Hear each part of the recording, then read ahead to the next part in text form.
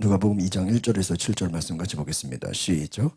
그때에 가이사 아우구스도가 영을 내려 천하로 다 호적하라 하였으니 이 호적은 고레뇨가 수리아 총독이 되었을 때 처음 한 것이라.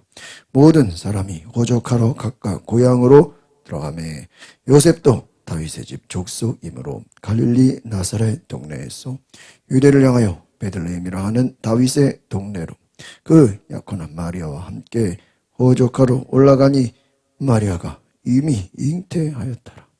거기 있을 때에 해산할 날이 차서 첫 아들을 낳아 강보로 싸서 구유에 뉘었으니 이는 여관에 있을 곳이 없음이로라. 아멘. 한번 따라합시다. 예수 그리스도의 탄생. 그러니까 이제 예수님의 탄생에 대한 내용들을 함께 나누기 원합니다. 창세기 이후에 하나님이 천지를 만드신 창조, 그 창세기 이후에 가장 놀라운 기적의 역사, 가장 중요한 사건은 바로 예수 그리스도의 탄생이다라는 거예요. 그러니까 여러분 성경에서 우리가 구약에서는 천지창조, 창세기에 나오는 하나님이 온 땅의 모든 만물을 만드셨죠. 여러분 최고의 기적입니다. 구약의 기적이 천지창조라면 우리 신약 전체에서의 가장 최고의 기적은 무엇이냐? 가장 중요한 것은 예수 그리스도의 탄생이다. 예수 그리스도의 출생. 근데 우리가 그 예수님의 그 이야기나 영화나 많은 그 자료들을 보시면 알겠지만 이미 예수님의 탄생의 소식을 당시 헤로드 왕이 듣고 군대를 보내서 많은 사람들을 보내서 이 메시아가 혹시라도 의심될 만한 그냥 모든 아기들은 싹 다 어떻게 해요? 다 죽이라 그랬어. 만약에 여러분 메시아도 아닌데 예수님도 아닌데 그 당시에 혹시나 태어난 애들이 있었다면 걔네들은 뭐예요? 죽임을 당하게 되는 것이죠.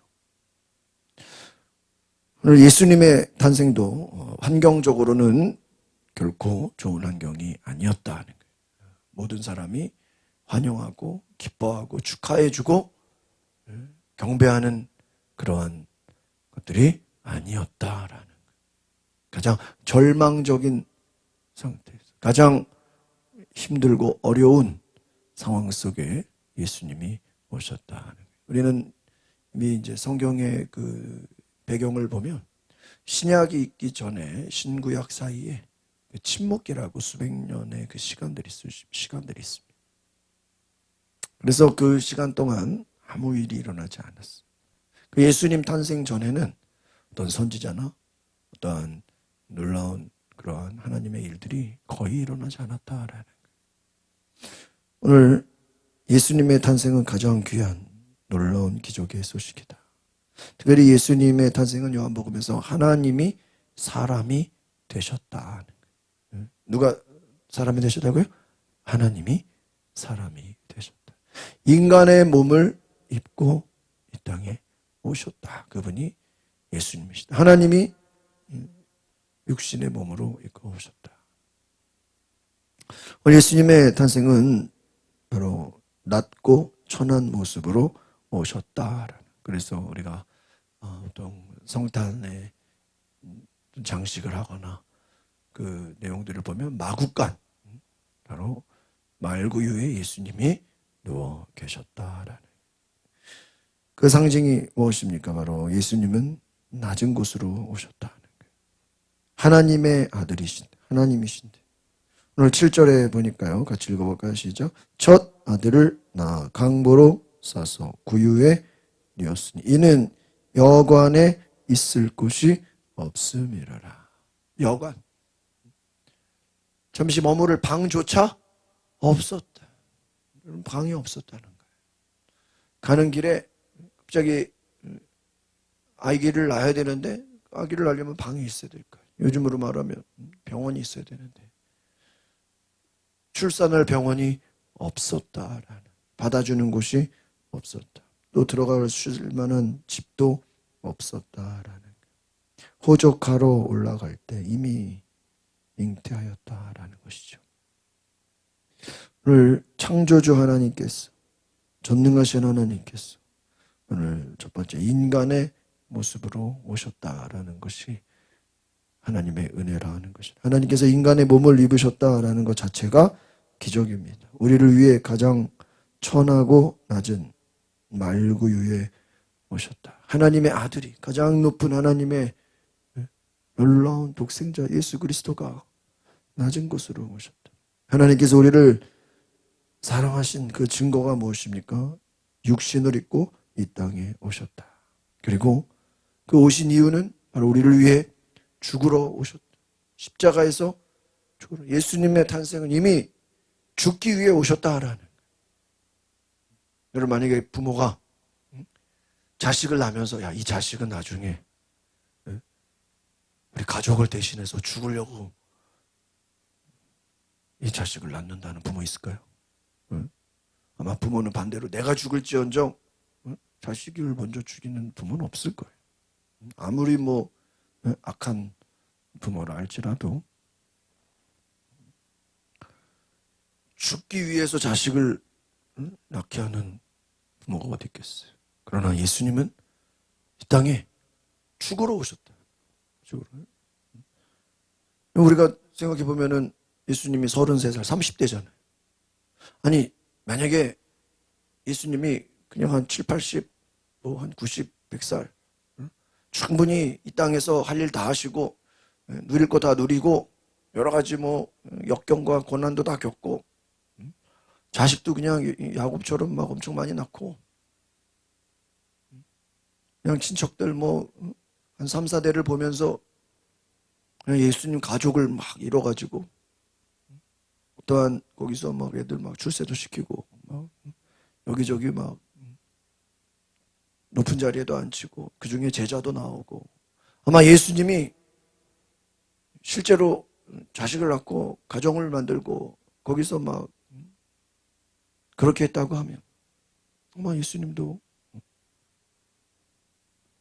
인간으로서의 할 일을 다 하셨다고 우리가 생각했어요. 그러나 예수님은 그 어떤 인간적인 것은 또 사람의 일들은 전혀 관심 없으시고 오직 한 가지 사명을 위해서 오신 거예요. 그렇죠. 여러분 예수님 뭐 정치적인 말도 안 하시고 요즘으로 말하면 뭐 독립운동 얘기도 안 하시고 뭐 미래의 일도 오직 예수님의 사역과 비전과 그 부르심, 그 구원의 일 외에는 말씀하지 않으셨어요.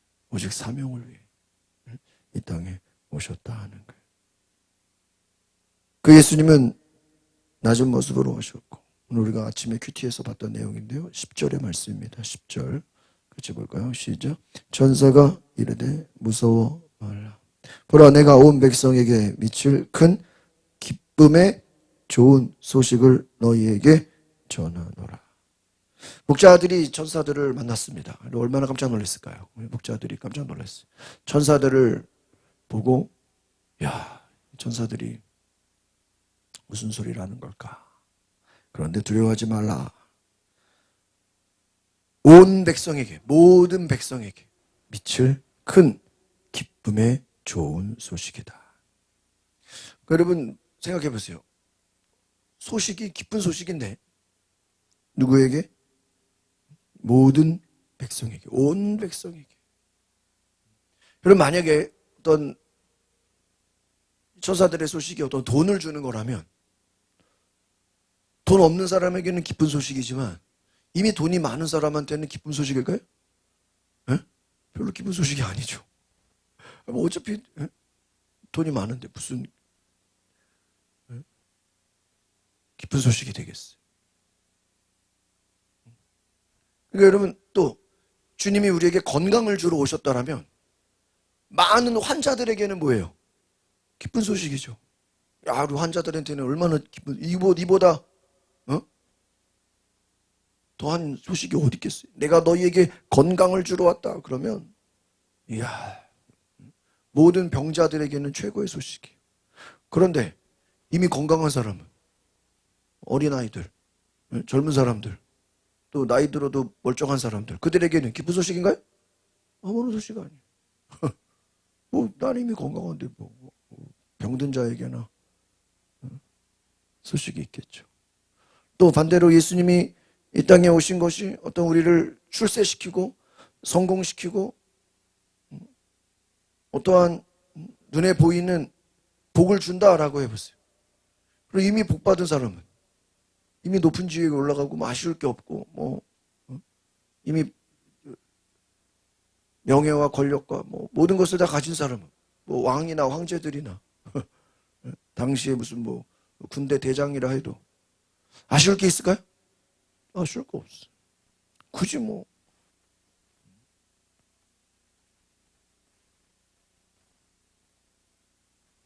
어렵고 힘들고 소외되는 사람들에게는 출세시키고 성공시키는 게 좋은 소식이겠지만 이미 성공한 사람에게는 성공과 출세가 무슨 의미가 있어요?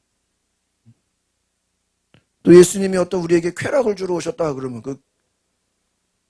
그 쾌락을 좋아하는 사람들에게는 기쁜 소식이겠지만 이미 더 많은 쾌락을 즐기고 있는 사람들한테는 좋은 소식이 되지 않는다.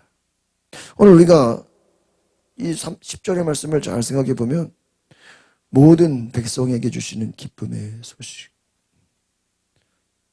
또 그 다음 구절인가요? 14절을 볼까요? 14절 시작. 지극히 높은 곳에서는 하나님께 영광이, 땅에서 하나님이 기뻐하는 사람들 중에 평화로다. 저는 이것이 우리가 항상 성탄절에 주고받는 그냥 인사, 또 뭐 현수막에 들어가는 어떤 메시지. 오늘 뭐 요즘 성탄이라고 사람들이 막 카톡에 막 계속 뭐 문자 주고받죠. 제일 많이 들어가는 게 뭐예요? 이 하늘에는 영광, 땅에는 평화. 제일 많이 나와요. 그럼 과연 이게 그냥 우리가 성탄 그냥 인사말인가? 저도 뭐 그동안 별로 이 구절을 그렇게 특별하게 신경을 안 썼어요. 근데 매번 성탄절 설교할 때마다 뭐 하늘에는 영광, 땅에는 평화. 근데 오늘 저희 새벽 설교를 이 말씀을 하면서 제가 새로운 사실을 깨달았어요. 뭐냐? 이 하늘에는 평강, 땅에는 평화라는 이 메시지는 목자들 앞에서 천사들이 하나님을 찬송하면서 옆에서 무슨 성가대처럼 하늘에는 영광, 땅에서는 평화다. 또 천사들의 메시지인데 저는 이것을 생각해 보면서 요 근래 제가 복음서에 대한 말씀들을 계속 나눈 것을 연관해 보니까 그동안 이제 설교했던 것과 이렇게 연결을 해 보니까 그리고 우리가 요한복음을 생각해 보면 예수님이 자주 하시는 내용하고 많이 나와 있어요. 뭐냐? 예수님이 너희가 내 이름으로 기도해라. 내 이름으로 기도하면 내가 시행하리니 아버지께서 뭐를 받아요? 영광을 받는다. 똑같죠. 또 예수님이 십자가 죽으시고 나서 부활하셔서 제자들에게 외친 게 뭐예요? 너희에게 평강이 있어라 그랬어요. 그러니까 잘 보세요. 이 하늘에는 영광, 땅에는 평화가 이 요한복음의 내용들하고 이렇게 연결을 해보면 예수님이 십자가에서 죽으시기 전까지 하셨던 모든 일들은 다 하나님께 뭐가 되는 거예요? 영광이 되고 또 십자가에서 죽으시고 부활하신 것조차도 하나님께 영광. 그러니까 예수님은 탄생부터 죽어서 부활하는 모든 사역들이 전부 다 하나님께 뭐가 되는 거예요? 영광. 병을 고치는 것도 하나님께 영광. 귀신을 쫓는 것도 하나님께. 예수님 막 설교를 하는 것도 하나님께 영광. 기적을 일으키시고 십자가에서 죽으시는 것도 하나님께 영광. 부활하시는 것도 하나님. 그 예수님은 태어나서부터 잘 보세요. 탄생부터 어린 시절에는 뭐 훈련받 조용히 계셨죠. 어린 시절 또 사역 공생애 십자가에서 죽으시고 부활하셔서 승천하시는 탄생부터 승천까지의 모든 과정이 다 뭐예요? 하나님께 영광. 야, 예수님 이 땅에 왜 오셨어요? 하나님께 영광을 돌리기. 왜 하나님께 영광이죠? 이 하나님께 영광이라는 것은 하나님의 뜻을 이뤘다라는. 우리가 승리했다. 그 승리가 뭐예요? 하나님의 뜻을 이루는 거예요. 마귀의 목표는 뭐죠? 어떻게든지 하나님의 뜻으로 가지 못하게 하는 거예요. 가지 못하게 하는 거. 어제 이제 설교 준비한다고 쭉 여러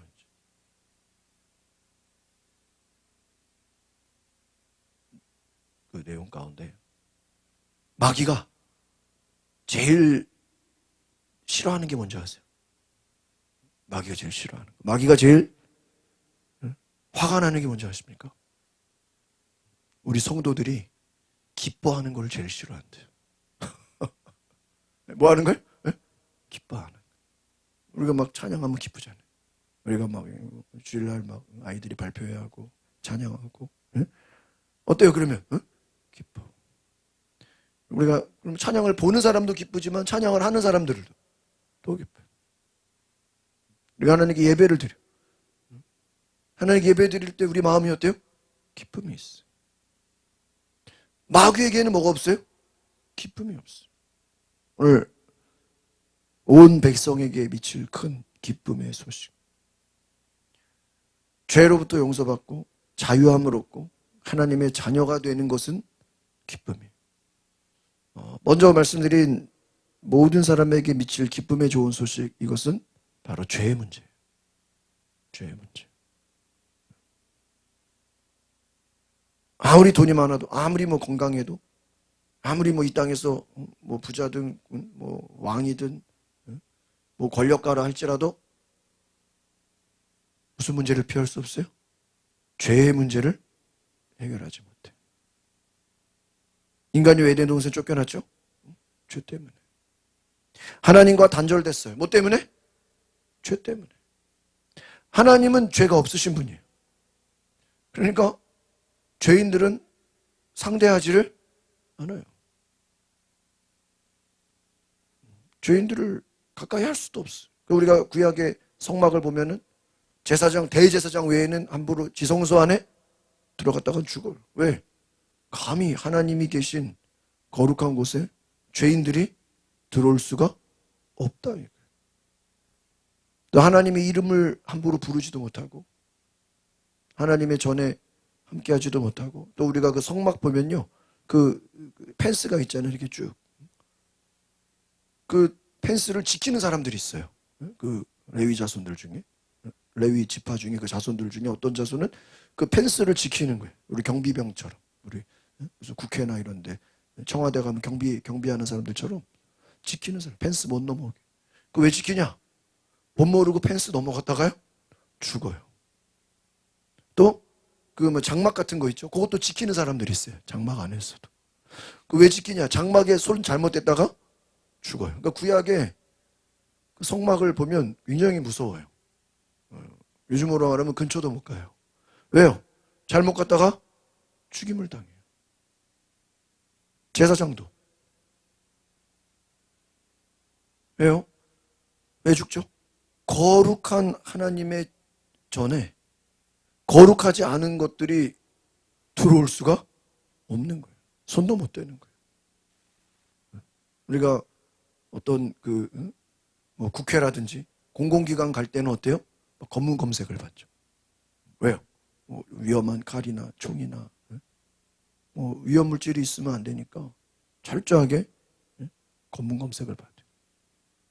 아무것도 없어요. 위험한 거 없어야 돼. 우리 비행기 탈 때 뭐 조그만 거 뭐 요즘 뭐 스프레이 같은 것도 뭐 안 돼. 다 걸려요. 배터리 조그만 위험성 있는 거 다 걸려요. 하나님 앞에 나아가는데 죄인들은 갈 수가 없어요. 죄인은 들어갈 수가 없다. 그런데 그 죄인들에게 기쁜 소식이 무엇입니까? 그 죄를 사해 주시고 죄를 용서해 주신 대신 죽으시는 예수 그리스도가 기쁜 소식이에요. 그러니까 모든 사람에게 다 해당돼. 왜요? 이 땅의 모든 사람들은 다 뭐예요? 다 죄인이고 어린아이도 죄인이고 아무리 뭐 공부를 많이 한 박사도 죄인이고 아무리 뭐 병을 많이 고치는 의사도 뭐예요? 죄인이고 심지어는 학생들에게 윤리도덕을 가르치는 그 선생도 뭐예요? 죄인이고 모든 사람들은 다 무엇이다? 죄인이다. 이 죄인을 해결해 줄 분은 예수 그리스도. 이것이 우리에게 주시는 기쁨의 소식이다라는 것. 또한 그 하나님이 하시는 모든 일들을 예수 그리스도를 통해서 하나님의 영광을 받으셨어요.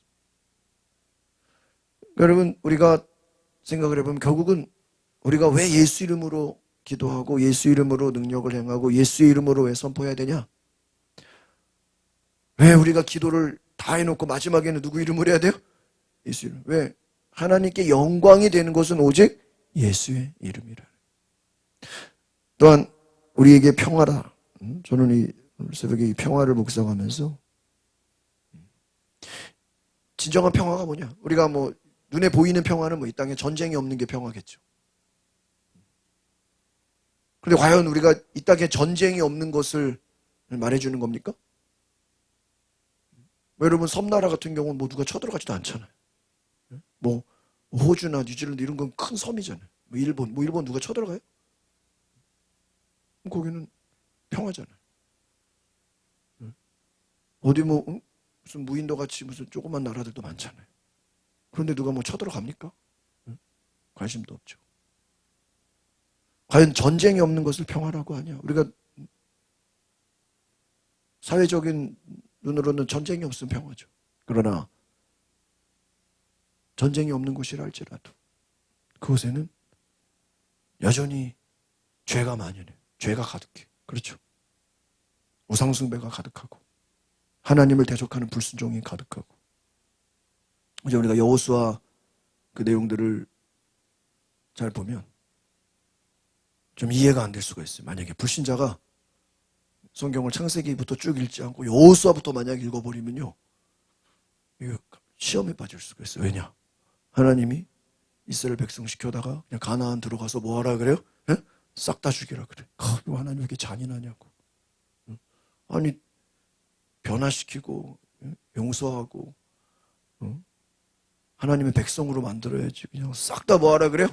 다 죽이래. 그냥 한 놈도 살려두지. 심지어는 동물들까지도 다 죽여. 아니, 이거 말이야, 하나님이 왜 이렇게 무섭냐고. 그런데 그 여호수아를 이해하기 위해서는 창세기를 알아야 돼. 창세기는 철저하게 출애굽기 그 앞에 내용은 뭐예요? 하나님만 섬기라고 돼 있어.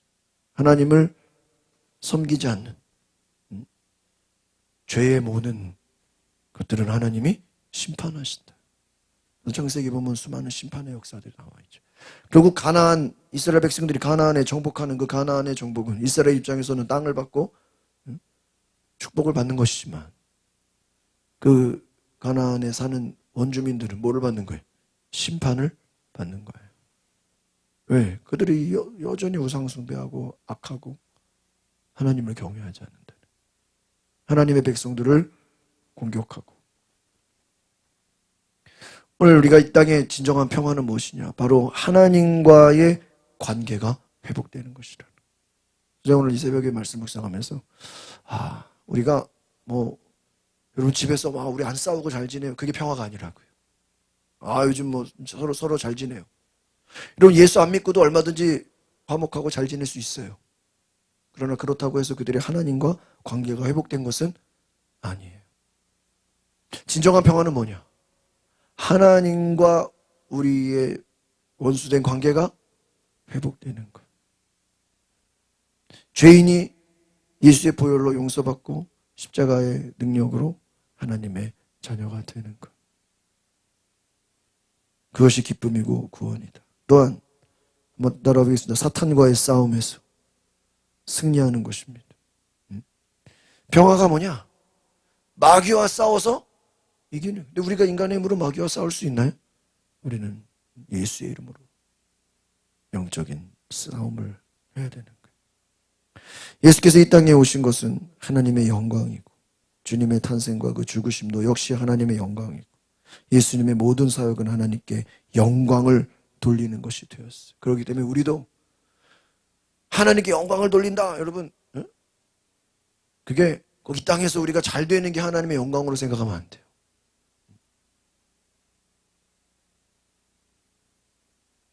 우리가 예수의 이름으로 행했는가? 반드시 하나님께 영광이 되기 위해서는 뭐가 있어야 돼요? 예수의 이름. 예수의 이름. 예수님을 통해서 하나님께 영광이 된다. 또 이 땅의 평화, 진정한 평화도 오직 누구를 통해서요?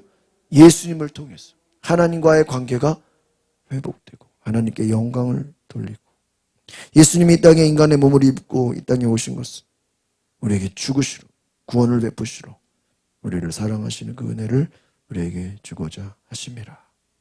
오늘 우리가 이 누가복음 2장을 통해서 예수님은 아무도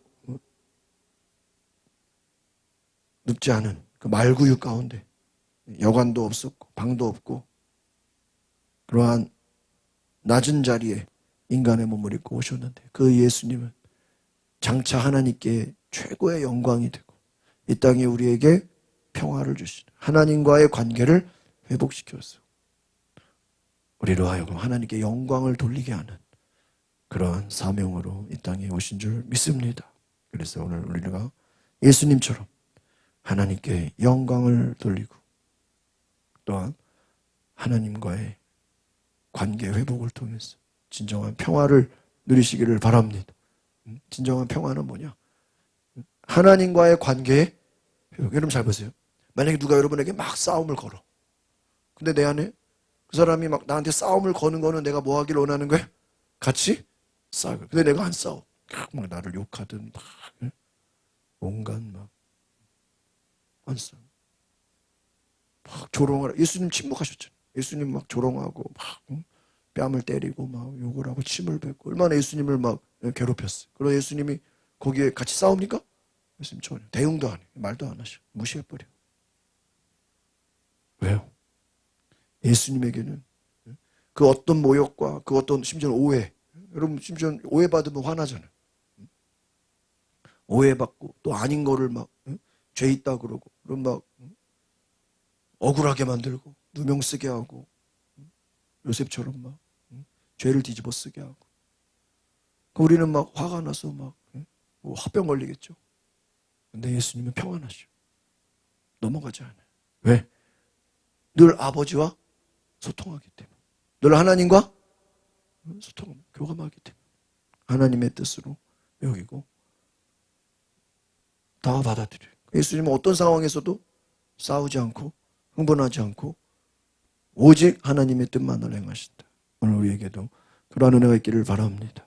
기도하겠습니다. 걸어가신 주님, 오늘 우리에게 하나님의 뜻을 행할 수 있는 하나님의 평화, 진정 하나님께 영광을 돌리는 그 영광의 은혜를 주옵소서. 우리가 성탄절을 준비하면서 정말 예수님이 땅에 오신 이유는 우리에게 참된 평화, 하나님과의 관계 회복, 우리의 모든 죄를 용서하시고 우리를 이 땅 가운데 자유하게 하시는 그 놀라운 은혜, 예수의 이름으로 하나님께 영광을 돌리고 예수의 이름으로 하나님께 감사하며 그 이름으로 하나님을 높이는 놀라운 축복의 은혜 주옵소서. 우리가 성탄의 소식이 하나의 행사나 이벤트가 아니라 그 예수의 이름으로 우리가 평생 그 예수의 이름으로 승리하는 놀라운 은혜 주옵소서. 감사와 찬양을 드리며 예수 그리스도 이름으로 기도하옵나이다. 아멘. 우리 1분 동안 같이 오늘 말씀을 생각하시면서 우리가 예수님을 통해 따라합시다. 예수님을 통해 하나님께 영광을 돌리고 예수님을 통해 하나님과 주여 부르고 동성으로 기도하고 마치겠습니다. 주여, 하나님 우리에게 예수님을 통해 하나님께 영광이 되게 하시고 하나님